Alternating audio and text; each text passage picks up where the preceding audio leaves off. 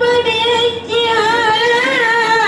آلاء ربكما تكذبان خلق الإنسان من صلصال كالفخار وخلق الجن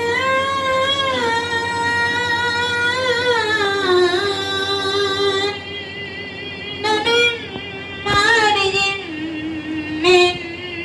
نار فبأي آلاء ربكما تكذبان رب المشرقين ورب المغربين فبأي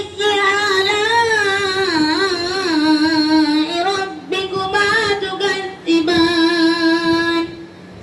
مرج البحرين يلتقيان بينهما برزخ لا يبغيان فبأي آلاء ربكما تكذبان